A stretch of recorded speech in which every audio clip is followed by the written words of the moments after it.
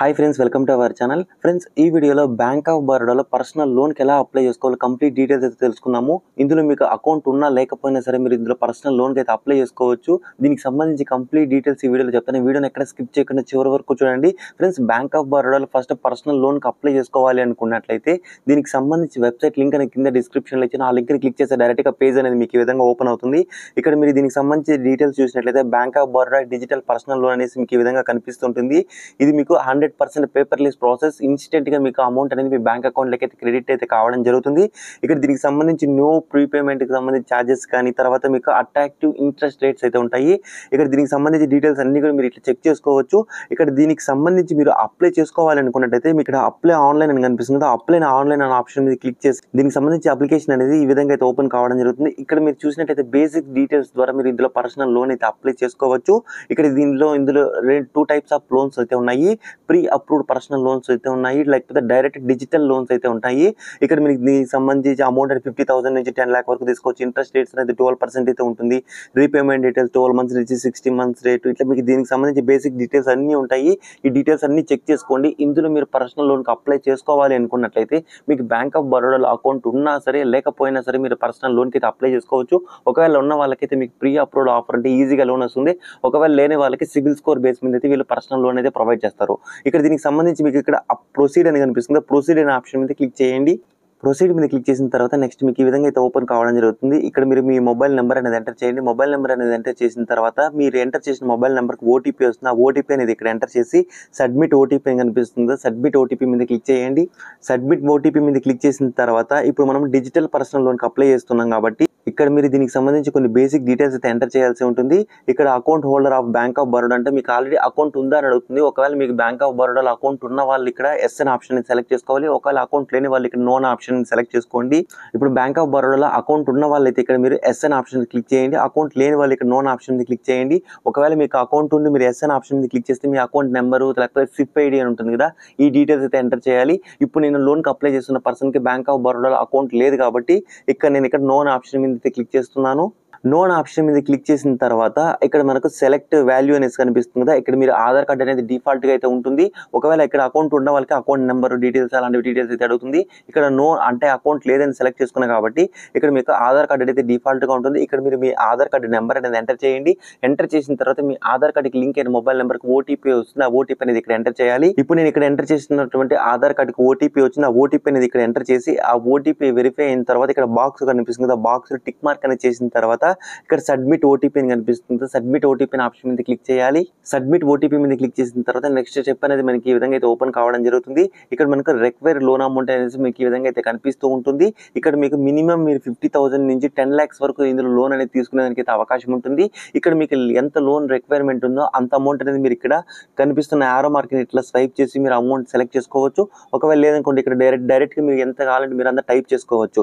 తర్వాత ఇక్కడ మనకి ఈఎంఐ టెన్యూర్స్ చూసినట్లయితే ఇక్కడ మీరు మినిమం 12 months నుంచి 16 months వరకు మీరు ఈఎంఐ టెన్యూర్స్ అనేది పెట్టుకోవచ్చు. ఇక్కడ మీకు 50 months కావాలంటే 50 months, 60 months కావాలంటే 60 months, మీరు ఎన్ని మంత్స్ మీరు ఈఎంఐ పే చేయాలనుకుంటున్నారో అన్ని మంత్స్ అనేది మీరు ఇక్కడ సెలెక్ట్ చేసుకోండి. సేమ్ ఇక్కడ కూడా మీకు యారో మార్క్ని ఇట్లా స్వైప్ చేసి మీరు మంత్స్ అనేది సెలెక్ట్ చేసుకోవచ్చు. లేకపోతే ఇక్కడ కనిపిస్తున్నటువంటి ఆ దగ్గర మీరు ఎన్ని మంత్స్ కావాలంటే అన్ని మంత్స్ అనేది ఎంటర్ చేసి మీరు సెలెక్ట్ చేసుకోవచ్చు. తర్వాత ఇక్కడ మీకు పర్పస్ ఆఫ్ లోన్ దగ్గర మీకు ఇక్కడ కొన్ని డీటెయిల్స్ అయితే కనిపిస్తుంటాయి. అంటే ఎందుకు emergency purpose, hospital expenses, marriage expenses, ఇట్లా కొన్ని డీటెయిల్స్ అయితే కనిపిస్తాయి. ఇందులో మీరు లోన్ అనేది ఎందుకు తీసుకుంటున్నారు అడుగుతుంది కదా, ఈ లోన్ పర్పస్ అనేది ఇక్కడ మీరు ఏ పర్పస్ అయితే ఆ పర్పస్ అని సెలెక్ట్ చేసుకోండి. లేకపోతే ఇక్కడ అదర్ అనే ఆప్షన్ సెలెక్ట్ చేసుకున్న ప్రాబ్లం ఏమైతే లేదు. తర్వాత ఇక్కడ మీకు ఇన్సూరెన్స్ కావాలని అడుగుతున్నారు. ఒకవేళ మీకు ఇన్సూరెన్స్ కావాలంటే ఇక్కడ ఎస్ అనే ఆప్షన్ మీద క్లిక్ చేస్తే మీకు అమౌంట్ అనేది మీరు తీసుకున్న loan amount insurance amount cut అయిపోయి రిమైనింగ్ అమౌంట్ మీకు అకౌంట్లోకి అయితే రావడం జరుగుతుంది. ఇక్కడ ఇన్సూరెన్స్ దగ్గర మీరు నో అనే ఆప్షన్ సెలెక్ట్ చేసుకున్నట్లయితే మీకు ఎలాంటి ఎక్స్ట్రాగా ఈ ఇన్సూరెన్స్ కి సంబంధించి డబ్బులు అయితే మీకు అకౌంట్ కట్ కావు కాబట్టి ఇక్కడ మీరు నో అనే ఆప్షన్ అయితే సెలెక్ట్ చేసుకోండి.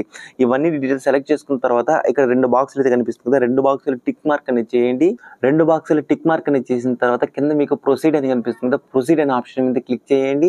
ప్రొసీడ్ మీద క్లిక్ చేసిన తర్వాత దీనికి సంబంధించి కొన్ని స్టెప్స్ అయితే ఓపెన్ కావడం జరుగుతుంది. ఇక్కడ నేను 1,50,000 లోన్ కి మీరు అప్లై చేసినట్లయితే మీకు ఎంత డబ్బులు వస్తుంది, ఎంత ఇంట్రెస్ట్ పడుతుంది, అన్ని డీటెయిల్స్ ఇక్కడ మీకు క్లియర్ గా అయితే ఇవ్వడం జరిగింది. ఇక్కడ నేను 1,50,000 లోన్కి అప్లై చేస్తే నాకు 1,45,000 రూపీస్ అయితే లోన్ అయితే రావడం జరుగుతుంది. రిమైనింగ్ డబ్బులు ఇక్కడ మీరు ఇంట్రెస్ట్ రేట్ చూసినట్లయితే 13% అయితే మనకు ఇంట్రెస్ట్ రేట్ అయితే పడుతుంది. ఇది బేస్డ్ అపాన్ మీ సిబిల్ స్కోర్ని బట్టి ఇలాంటి వాటి డీటెయిల్స్ని బట్టి ఇక్కడ బేసిక్ డీటెయిల్స్ అయితే చూపిస్తారు. ఇక్కడ దీనికి సంబంధించి మీరు ప్రాసెసింగ్ ఫీ 3,000 అయితే కట్ కావడం జరుగుతుంది. స్టాంప్ డ్యూటీ 488 రూపీస్ కట్ అవుతుంది. అలాగే GST 540 రూపీస్ అయితే కట్ అవుతుంది. ఇక్కడ మీకు మంత్లీ ఈఎంఐ అనేది మీరు ఎన్ని మంత్స్ అయితే పైన సెలెక్ట్ చేసుకుంటారో అన్ని మంత్స్కి సంబంధించి ఈఎంఐ అనేది ఎవ్రీ మంత్ ఎంత పే చేయాలి ఇలా బేసిక్ డీటెయిల్స్ అయితే ఇక్కడ మీకు చూపిస్తూ ఉంటుంది. ఈ డీటెయిల్స్ అన్ని మీరు ఒక్కసారి చెక్ చేసుకోండి. చెక్ చేసుకున్న తర్వాత ఒకవేళ లోన్ అమౌంట్ కావాలంటే పెంచుకోవచ్చు, లేదంటే తగ్గించుకోవడానికి అయితే అక్కడ అవకాశాలు ఉంటాయి. ఇక్కడ ఈ డీటెయిల్స్ అన్ని చెక్ చేసుకున్న తర్వాత ఇక్కడ మీకు 2 బాక్సులు అయితే కనిపిస్తుంది కదా, 2 బాక్సులు టిక్ మార్క్ అని చేసిన తర్వాత ప్రొసీడ్ అని కనిపిస్తుంది కదా, ప్రొసీడ్ అనే ఆప్షన్ మీద క్లిక్ చేయండి. ప్రొసీడ్ మీద క్లిక్ చేసిన తర్వాత ప్లీజ్ ఫిల్ యువర్ డీటెయిల్స్ అయితే కనిపిస్తూ ఉంటుంది. ఇక్కడ మీ బేసిక్ డీటెయిల్స్ అయితే ఆధార్ కార్డు మనం ఓటీపీ ఎంటర్ చేసాం కాబట్టి ఆధార్ కార్డులో డీటెయిల్స్ అయితే కూడా మీకు కొన్ని ఆటోమేటిక్గా రావడం జరుగుతుంది.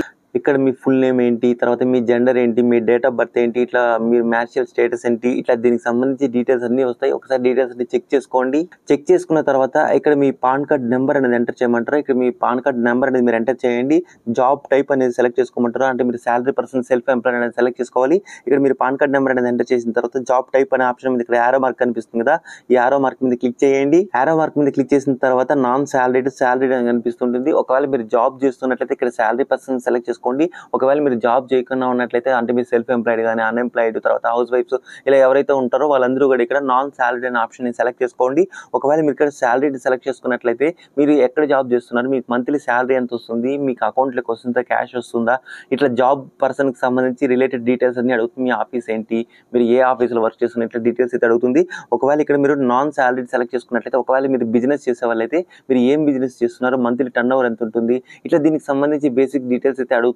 ఇక్కడ మీరు ఏదైతే అది సెలెక్ట్ చేసుకొని దాని రిలేటెడ్ డీటెయిల్స్ అన్ని కూడా మీరు ఇక్కడ ఫిల్ చేయాల్సి ఉంటుంది. ఇక్కడ మీరు ఏదైతే సెలెక్ట్ చేసుకుంటారో దానికి సంబంధించి రిలేటెడ్ డీటెయిల్స్ అన్ని కూడా మీరు కింద ఎంటర్ చేయాల్సి ఉంటుంది. ఈ డీటెయిల్స్ అన్ని కూడా మీరు కరెక్ట్గా అయితే ఎంటర్ చేయండి. డీటెయిల్స్ అన్ని ఎంటర్ చేసిన తర్వాత ఇక్కడ మీకు కేటగిరీ అంటే మీ క్యాస్ట్ అని సెలెక్ట్ చేసుకోవాలి, మీ రిలీజన్ సెలెక్ట్ చేసుకోవాలి, ఇక్కడ మ్యారిటల్ స్టేటస్ అని సెలెక్ట్ చేసుకోవాలి.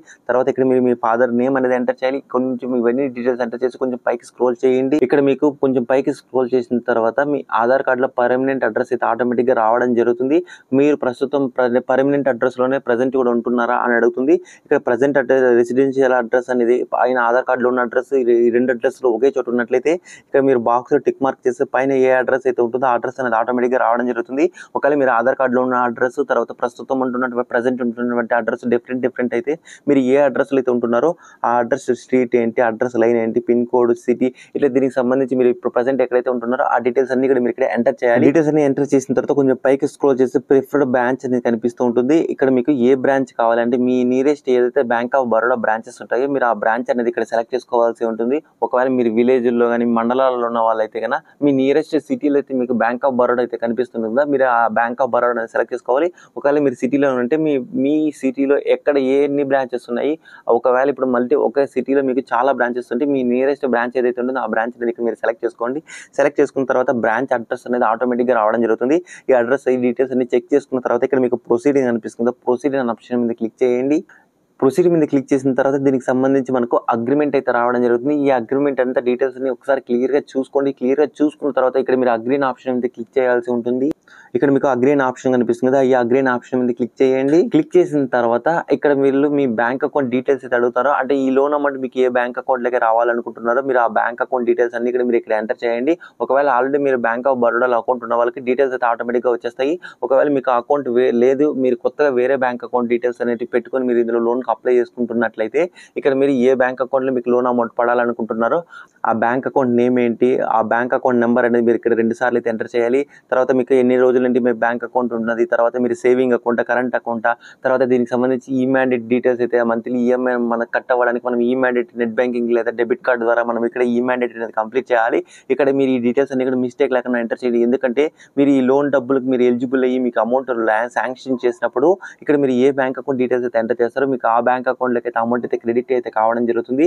కాబట్టి ఇక్కడ మీరు ఎంటర్ చేసే డీటెయిల్స్ అన్ని కూడా మిస్టేక్ లేకుండా కరెక్ట్గా అయితే ఎంటర్ చేయండి. మీరు బ్యాంక్ అకౌంట్ డీటెయిల్స్ అన్ని ఎంటర్ చేసిన తర్వాత మనకు ఈ సైన్కి సంబంధించి కన్సర్న్ ఫామ్ అయితే ఓపెన్ కావడం జరుగుతుంది. ఇక ఈ కన్సర్న్ ఫామ్ లో ఇక్కడ మీకు బాక్స్ కనిపిస్తుంది. బాక్స్ టిక్ మార్క్ అని చేసిన తర్వాత మీకు కింద ప్రొసీడ్ అని కనిపిస్తుంది. ప్రొసీడ్ అనే ఆప్షన్ మీద క్లిక్ చేయండి. ప్రొసీడ్ మీద క్లిక్ చేసిన తర్వాత మనకు ఫైనల్ సంబంధించి ఈ వెరిఫికేషన్ అయితే చేయాల్సి ఉంటుంది. అక్కడ మనకు డాక్యుమెంట్స్ అన్నిట్లో మనం సైన్ చేయాలి కాబట్టి మనకి ఇక్కడ 3 ఆప్షన్స్ అయితే కనిపిస్తుంటాయి. ఒకటి మీరు ఓటీపీ బేస్డ్ ఈ సైన్ అనేది చేయొచ్చు, లేకపోతే మీరు బయోమెట్రిక్ ఈ సైన్ అయితే చేయొచ్చు, లేకపోతే ఈ టోకన్ బేస్డ్ ఈ సైన్ అయితే చేయాల్సి ఉంటుంది. ఇక్కడ మీరు కింద కనిపిస్తున్న 2 ఆప్షన్లు మీరు సెలెక్ట్ చేసుకున్నట్లయితే ఖచ్చితంగా మీరు బ్రాంచ్కి వెళ్ళేసి అయితే మీరు ప్రాసెస్ అయితే చేసుకోవాల్సి ఉంటుంది.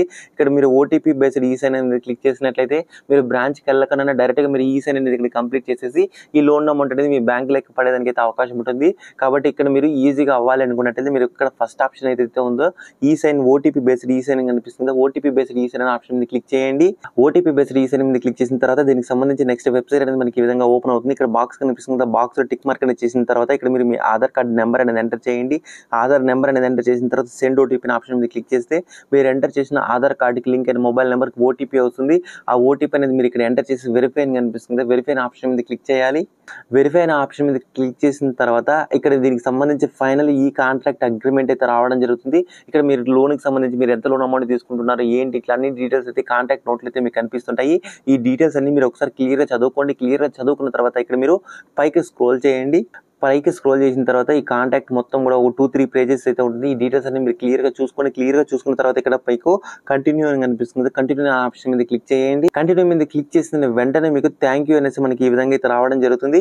ఇక్కడ మనం ఎంత లోన్ అమౌంట్ అప్లై చేసుకున్నామో అంత లోన్ అమౌంట్లో మీకు ప్రాసెసింగ్ ఫీ, జీఎస్టీ ఇలాంటి అన్ని డిడక్ట్ అయిన తర్వాత మీకు ఎంత లోన్ అమౌంట్ అయితే వస్తుందో అంత లోన్ అమౌంట్ అనేది మనకి ఇక్కడ చూపిస్తుంటుంది. ఇక్కడ మీకు దీనికి సంబంధించి మీరు ఏ అకౌంట్ అయితే సెలెక్ట్ చేసుకున్నారో అకౌంట్, మీ అప్లికేషన్ నెంబర్, రెఫరెన్స్ నెంబర్, మీ అకౌంట్ నెంబర్ ఇట్లా డీటెయిల్స్ అయితే మనకు ఆటోమేటిక్గా రావడం జరుగుతుంది. ఇలా వచ్చిన తర్వాత మీరు ఎంత లోన్కి అయితే మీరు ఎలిజిబిలిటీ అయ్యి మీకు లోన్ ఎలిజిబిలిటీ చూపించిందో ఆ లోన్ అమౌంట్ అనేది మీ బ్యాంక్ అకౌంట్లోకి అయితే ఆటోమేటిక్ క్రెడిట్ అయితే కావడం జరుగుతుంది. ఎవ్రీ మంత్ కూడా మీకు ఈఎంఐ అనేది ఫస్ట్ స్టార్టింగ్లోనే మీకు ఎవ్రీ మంత్ ఈఎంఐ అనేది కట్ అవుతుంది. కాబట్టి ఈ విధంగా మీరు బ్యాంక్ ఆఫ్ బరోడా పర్సనల్ లోన్కి అయితే ఈజీగా అప్లై చేసుకోవచ్చు. ఐ హోప్ ఈ వీడియో మీకు నచ్చింది అనుకుంటున్నాను. వీడియో నచ్చితే లైక్ చేసి ఇలాంటి వీడియోస్ ఇంకా కావాలి అంటే మన ఛానల్ని సబ్స్క్రైబ్ చేసుకొని పక్కన ఉన్న బెల్ ఐకాన్ని ఆల్ అనే ఆప్షన్ మీద క్లిక్ చేయండి. మరొక వీడియోతో మళ్ళీ కలుసుకుందాం. అంతవరకు సెలవు. జై హింద్.